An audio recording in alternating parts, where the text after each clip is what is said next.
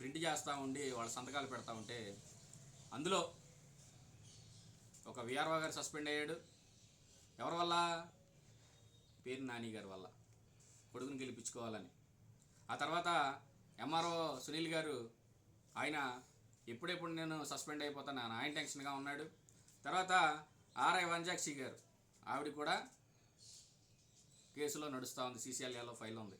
ఇదంతా కూడా అందరూ తెలిసిందైతే టీడీపీ ప్రభుత్వం వచ్చిన తర్వాత పీజీఆర్ఎస్ అనేది మరి ఎక్కడెక్కడో రాష్ట్ర నలుమూలల నుండి వచ్చిన ప్రజలకు సమస్యలు డైరెక్ట్గా కలెక్టర్తోనో జాయింట్ కలెక్టర్తోనో మాట్లాడుకోవాల్సిన, సమస్యలు తీర్చుకోవాల్సిన అంశాలుంటే అక్కడ పెడతాకు వస్తారు. ఇక్కడ పీజీఆర్ఎస్లో ముఖ్యంగా తెలియజేసేది ఏంటంటే, ఏ పార్టీ వ్యక్తులైనా, వైఎస్ఆర్సీపీ అయినా టీడీపీ అయినా, ఏ పార్టీ వ్యక్తులైనా వ్యక్తులను చూడకుండా, పార్టీలను చూడకుండా సమన్యాయంగా అందరికీ పరిపాలన అందించడమే పీజీఆర్ఎస్ యొక్క ముఖ్య ఉద్దేశం. కానీ మరి అదే పీజీఆర్ఎస్లో ఒకసారి కంప్లైంట్ పెడితే దాదాపు 10 నుంచి 15 రోజుల వ్యవధిలో ఎండార్స్మెంట్ ఇచ్చి క్లోజ్ చేయాలి. అంటే క్లోజ్ చేయడం అంటే సమస్యను పరిష్కరించాలి.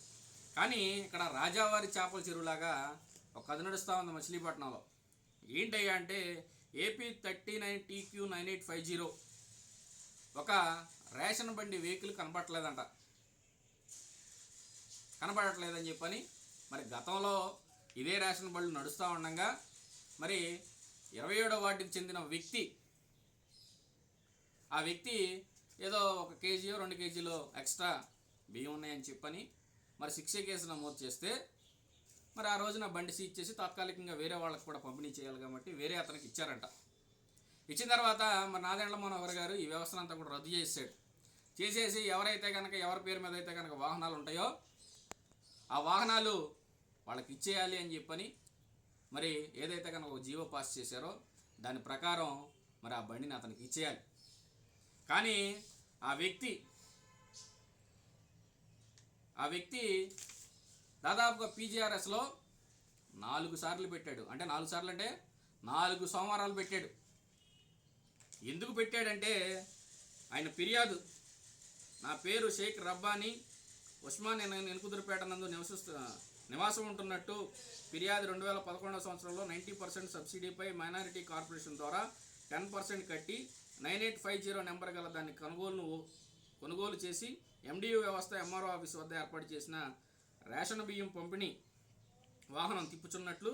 అయితే ఫిర్యాదుకి 2022వ సంవత్సరంలో అనారోగ్యం కారణంగా తమ్ముడు ఉస్మాన్ అహ్మద్ టెంపరీగా డ్రైవర్ పెట్టుకున్నట్టు, ఫిర్యాదు తమ్ముడిపై CR number 170/2024 420 IPC EC act ప్రకారం కేసు నమోదు కాక సదరు వాహనం డ్రైవర్గా తొలగించి వేరే వ్యక్తిని ఎంఆర్ఓ ఆఫీస్ ద్వారా నియమించినట్లు, ఎండియు వ్యవస్థను తొలగించి జీవో ప్రకారం వాహన యజమానాన్ని అప్పగించవాలని ఉన్నట్లు, ఇప్పటి ఫిర్యాదు వరకు వాహనం అప్పగించినట్లు రిపోర్టు, ఫిర్యాదుని పిలిపించి పూర్తి వివరాలు సేకరించడమైనది. ఫిర్యాదు చెప్పిన దాన్ని బట్టి ఎండియు వ్యవస్థ ఆరంభంలో ఇరువురు పరస్పర అంగీకారంతో ఎంఆర్ఓ గారితో అనుమతితో డ్రైవర్ను మార్చుకున్నందుకు ఫిర్యాదు వాహనం కొరకు ఎంఆర్ఓ సౌత్ గారిని సంప్రదించవాలని తెలియజేయడమైనది. ఇది ఫిర్యాదులో పెడితే ఏదో చెప్తున్నారు, అసలు పెట్టిన కేసుకి దీనికి సంబంధం లేదు. సరే 4 సార్లు పెట్టారనుకుందాం, 4 సార్లు పెట్టినా 4 సార్లు కూడా వచ్చింది ఏంటరా అంటే శూన్యం. దీనికి ఇదే వ్యక్తి వెళ్ళి డిఎస్ఓ గారిని అడిగాడంట, సార్ నేను ఇప్పుడు 4 సార్లు పెట్టాను, నా వాహనం నాకు ఇచ్చేయండి, నాకు అదే జీవనోభృతి, నేనే నా కుటుంబం బతకాలి, దాని ద్వారా ఏదన్నా మేము బయట ఏదైనా తిప్పుకుని మేము బతుకుతామని చెప్పానంటే ఆయన అంటాడంట, డిఎస్ఓ గారు మరి ఏం చదువుకున్నాడు నాకు అర్థం కాల, మీ బండి మైనారిటీ కార్పొరేషన్ దగ్గర ఉంది, వెళ్ళి తెచ్చుకోమంటాడంట. ఏమన్నా అక్కడికి వెళ్ళి ఆయన తెచ్చుకుంటాం ఏంటి?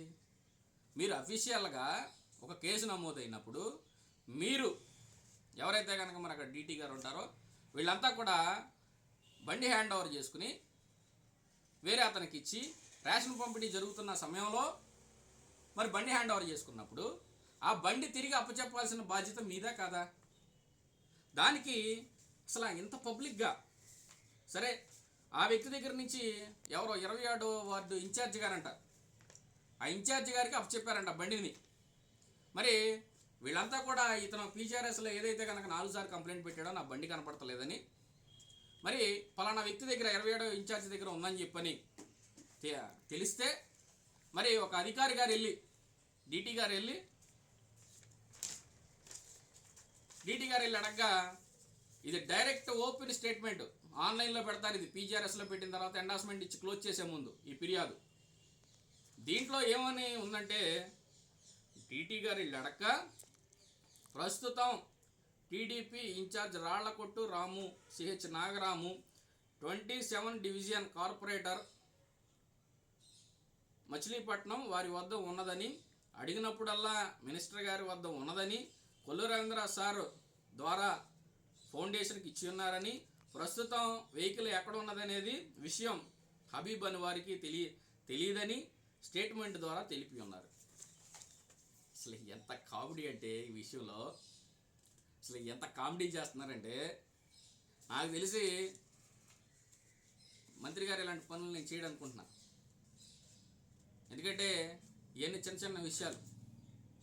ఇదంతా కూడా ఈ బండి ఏమన్నా ఒక 40 లక్షలు 50 లక్షలు చేస్తుంది అనుకుంటే నాకు తెలిసి ఒక 2 నుంచి 3 లక్షలు చేస్తుంది. 2-3 లక్షల్లో పంచాయతీలను కూడా మంత్రి గారు పట్టించుకుంటారంటే నేను నమ్మను. కానీ ఇక్కడ జరిగింది ఏంటి అంటే బండి అంట పలానా మంత్రి గారి దగ్గర ఉందని తెచ్చుకోవాలంట. ఇందులో ఎవరు బలైపోతుంది? ముఖ్యంగా అర్జీదారుడు, 2 పీడిఎస్ డీటీ గారు ఎవరైతే ఉన్నారో ఆవిడ. మరి నాకున్న సమాచారం ప్రకారం పైన ఆవిడ ట్రాన్స్ఫర్ చేయడానికి కూడా సిద్ధమైపోయారంట. దేనికి? ఈ స్టేట్మెంట్ రాశారని. అంటే ఈ రోజున ఒక ఆడపిల్ల ఒక అధికారి నిజాయితీగా పనిచేస్తున్నప్పుడు ప్రతి ఒక్కరు కూడా గుర్తుపెట్టుకోవాలా. ఇదే లింకుని నేను అవసరమైతే కనుక సివిల్ సప్లై కమిషనర్ గారికి, ఎండీ గారికి కూడా పంపిస్తా. ఇలా నిజాయితీగా పనిచేసే అధికారులను ట్రాన్స్ఫర్లు చేస్తారా? ఆడపిల్లని ఇబ్బంది పెడతారా? ఈ రోజున నేను ఏదైనా కానీ న్యాయబద్ధంగా ఏదైనా అధికారులు అంటే అనుండొచ్చు, కానీ ఇలాంటి న్యాయబద్ధంగా చేసే పనులు మాత్రం ఏ రాజకీయ నాయకుడు ఇబ్బంది పెట్టినా నేను మాత్రం ఊరుకోను. మనం భారత రాజ్యాంగంలో నడుస్తున్నాం, ఆంధ్రప్రదేశ్లో ఉన్నాం. చంద్రబాబు నాయుడు గారు గవర్నమెంట్ అంటే ఆడపిల్లల్ని ఇబ్బంది పెట్టని గవర్నమెంట్ అని చెప్పి మీరే చెప్పుకుంటూ ఉంటారు. మరి ఈ రోజున ఒక అధికారిని మీరు ఈ విధంగా ఇబ్బంది పెడుతున్నారంటే దేనికి సంకేతం? మీరు ఈ రోజున ట్రాన్స్ఫర్ చేయండి ఆవిడ్ని, మీరే ఒప్పుకున్నట్టు. ఏమని? మాకు అనుకూలంగా పనిచేయట్లేదు అని మీరు నగ్నంగా ఒప్పుకున్నట్టు. ఈరోజు నేను ఒకటే చెప్తున్నా, ఆ గవర్నమెంట్లో కొంతమంది అధికారులు బలైపోయారు. ఈ గవర్నమెంట్లో మరి ఇన్ని తెలుస్తుందో లేదో కానీ మరి కింద చేసే వ్యక్తుల వల్ల బలైపోతున్నారు. ఇలా ఎంతకాలం అధికారులు భయపడాలి? ఎంతకాలం కూడా మీ కింద జాగీలు చేయాలి? ఈ వ్యవస్థని ఈ రోజున ఒక ప్రతి అధికారి కూడా చదువుకుని వస్తున్నాడంటే, ఆఫీసర్లు అవుతున్నారంటే ఎన్నో కష్టాలు ఉంటాయి, ఎన్నో త్యాగాలు ఉంటాయి. ఈ రోజున రాజకీయ నాయకుడు అవ్వాలంటే నీ దగ్గర డబ్బు ఉంటే చాలు, కానీ ఒక అధికారి అవ్వాలంటే వాళ్ళు ఎన్నో రాత్రులు పగల కష్టపడిన కన్నీటి గాథలు ఉంటాయి. మరి అలాంటి అధికారులు ఈరోజు మీరు ట్రాన్స్ఫర్లతో ఈ విధంగా భయపెడుతున్నారంటే దీని గురించి నేను ఎంత దూరమైనా కూడా వెళ్తానని, ప్రభుత్వ ఉద్యోగుల తరపున నేను నిలబడతానని కూడా తెలియజేస్తా ఉన్నాను. Thank you.